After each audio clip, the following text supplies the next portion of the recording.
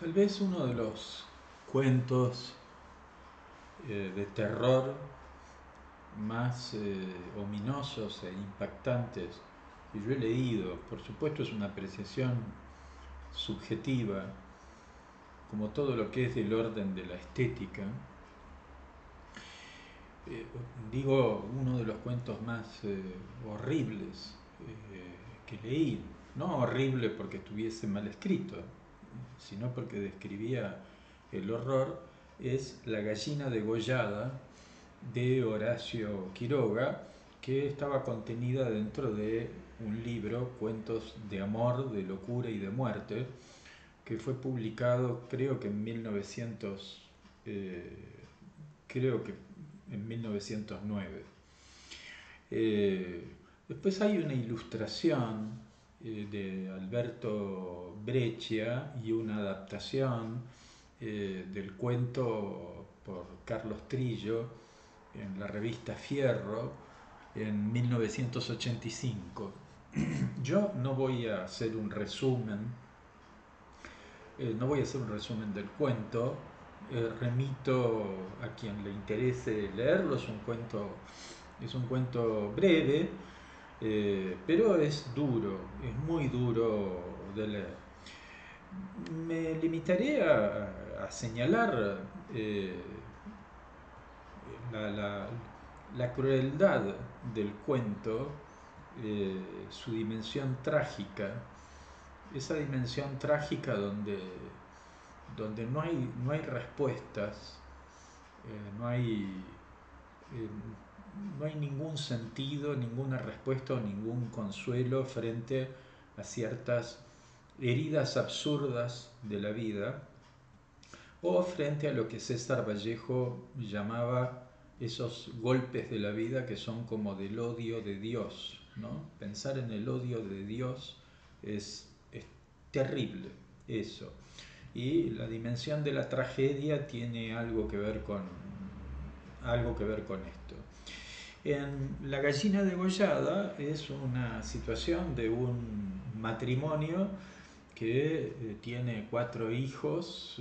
varones entre los 12 y los 8 años, y son niños son niños que hoy llamaríamos niños con capacidades diferentes.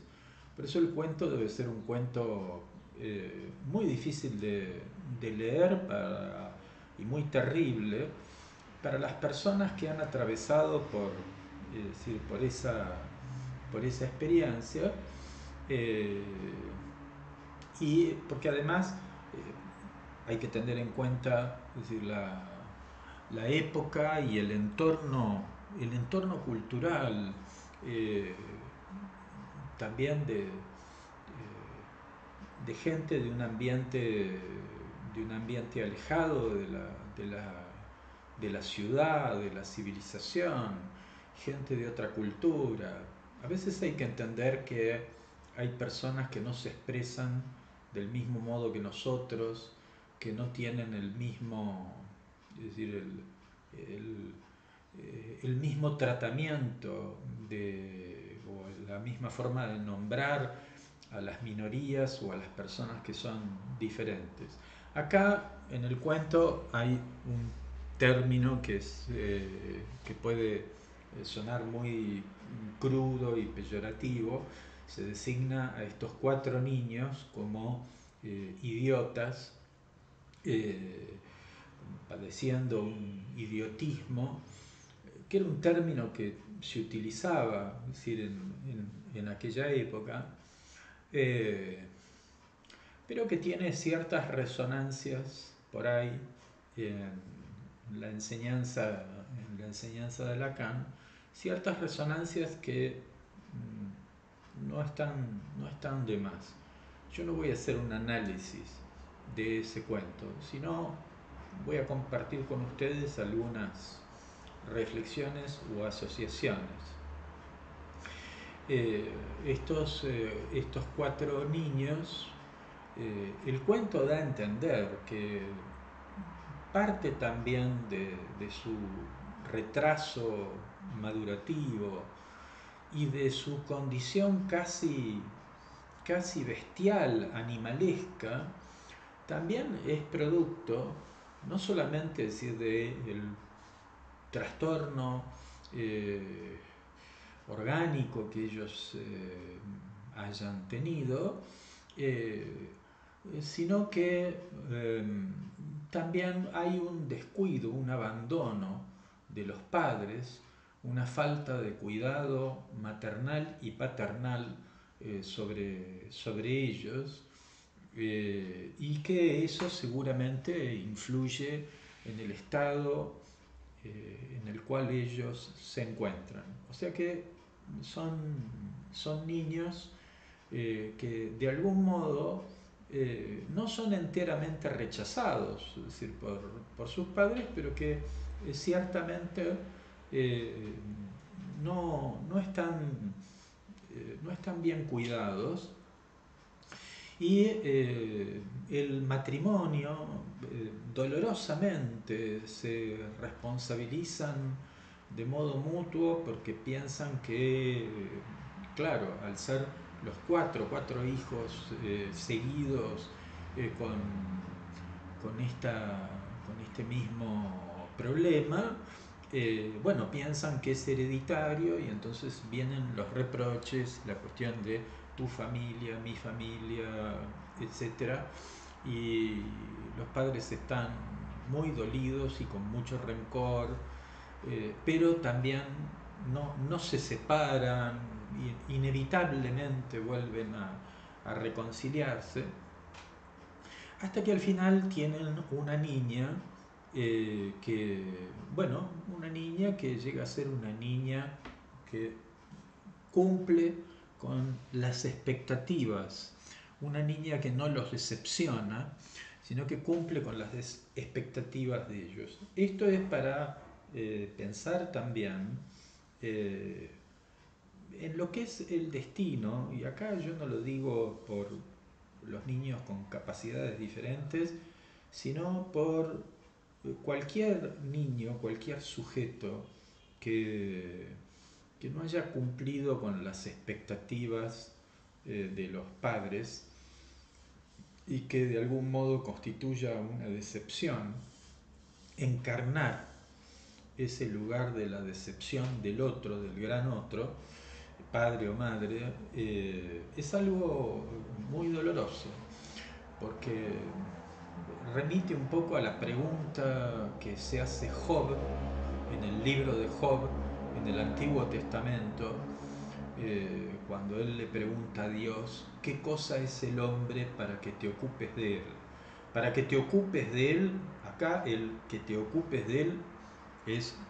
no es que te ocupes de él para cuidarlo, sino para maltratarlo, ¿no? Porque un poco el tema del libro de Job es la pasión de un justo, de alguien que no ha cometido ningún crimen y claramente, si bien está mediado ahí por la intervención de Satán, pero en realidad Satán es enviado por Dios para ponerlo a prueba a Job y hacerle padecer cosas terribles. Entonces, estos niños que son una decepción para los padres, que son una frustración, de repente ven llegar a esta hermanita que es bella, es una chica normal, digamos, que cumple con las expectativas de los padres y que los padres se desviven por ella y le dan un lugar totalmente distinto que el que le dieron es decir, a estos niños. Eh, bueno, yo no voy a spoilear el cuento. Eh, el final, eh, el autor da a entender que el final trágico, la venganza, eh, la venganza, por así decirlo, de estos cuatro hermanos, eh, sería producto de un acto imitativo, mecánico, producto de es decir, de su discapacidad mental, ¿no? Sin embargo, eh, el lector puede llegar a comprender que ellos comprenden, que no son tan idiotas, que ese acto de venganza terrible y espantoso canaliza un rencor frente a padres que se han desentendido de ellos y que han privilegiado eh, a esta niña que, por supuesto, es decir, no tiene ninguna culpa de toda esa situación, es una víctima inocente. Y acá la palabra víctima viene muy bien, porque la víctima es el animal sacrificado, y es el animal sacrificado que de algún modo es el depositario de los pecados, las malas ondas, los aspectos más oscuros de la comunidad, ¿no? Es decir, que la víctima de algún modo termina cargando con lo que es un conflicto familiar o un conflicto social. En este caso, eh, curiosamente, la víctima termina siendo víctima por su posición privilegiada, por su posición agraciada. Ella tiene todos los dones que los otros no tienen, ¿no? Es decir, tiene inteligencia, tiene belleza, tiene, es decir, el amor de los padres, tiene todo aquello que a los otros les falta. Bien, ahora, a veces, eh, a veces puede llegar a darse la misma estructura con una situación inversa. A veces ocurre que en una familia donde hay varios hermanos, a veces ocurre, a veces, no siempre, que hay uno de los hermanos o hermanas que tiene dificultades, problemas, que tiene una enfermedad, y que siempre un hijo o una hija enfermas captura, demanda, es decir, la atención de los padres, y no siempre, a veces los padres pueden desentenderse, pero a veces capturan la atención de los padres y a veces, no siempre, porque a veces hay padres que se preocupan por darle la atención, es decir, a ese niño o niña que están enfermos, y tratan de mantener la atención o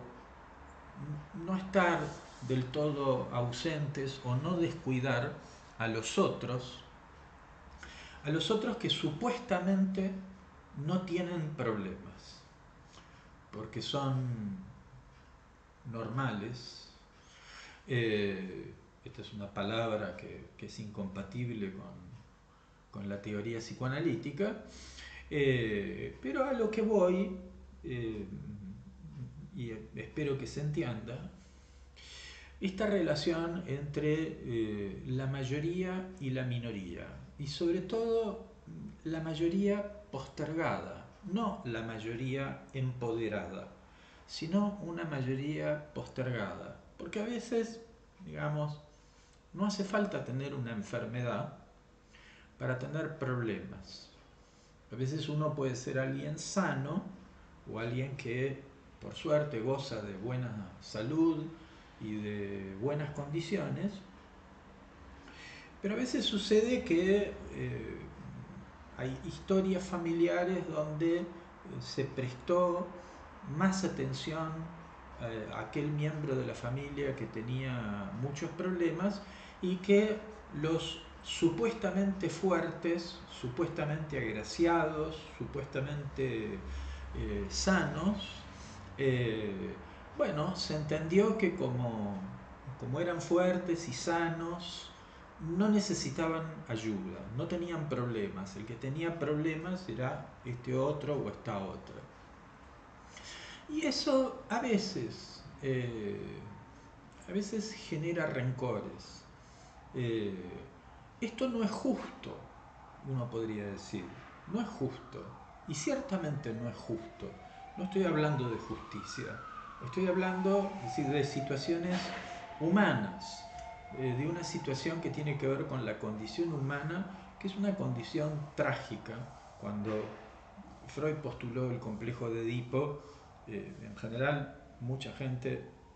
o diría casi toda la gente, no lo entendió, pensó que estaba hablando así de una estructura familiar, y lo que Freud estaba transmitiendo es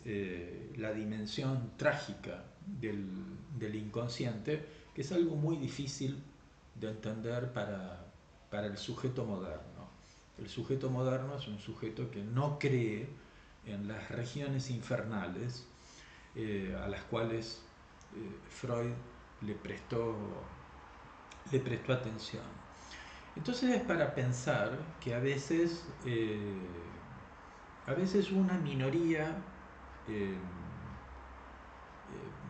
una minoría privilegiada puede generar rencores, pero una minoría no privilegiada, sino dañada, enferma, castigada por la enfermedad o algún otro acontecimiento, también puede generar rencores cuando eh, la atención de papá y mamá va hacia esa persona por el motivo que sea, ¿no?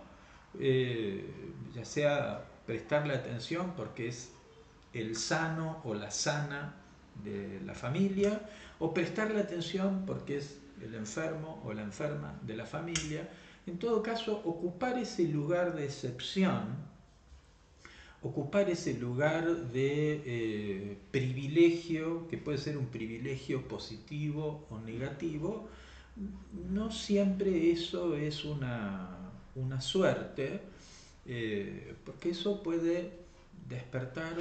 eh, el rencor, la envidia, los celos, la frustración de los otros, de la mayoría del grupo, sobre todo cuando la mayoría está particularmente castigada, eh, cuando esa mayoría eh, está muy frustrada, cuando ha sido muy maltratada por el destino, las situaciones, la desatención, la negligencia. Eh, Bien, entonces hay una canalización del rencor hacia el diferente, hacia el distinto. Y el distinto puede ser distinto, esa distinción o esa diferencia puede tener un signo negativo, ¿no? Bueno, nos la agarramos con el enfermito o la enfermita, o nos la agarramos con aquel o aquella que es la luz de los ojos de papá o de los ojos de mamá, ¿no? De un modo o de otro, eh, es para pensar las complejidades de este lugar de la víctima y la importancia también de prestar atención, a, es decir, a la mayoría o al estado de ánimo de mayorías que sienten que se les ha soltado de la mano y que pueden tener reacciones eh, rencorosas, violentas. Hay, hay una factura que en algún momento se pasa y se hace escuchar.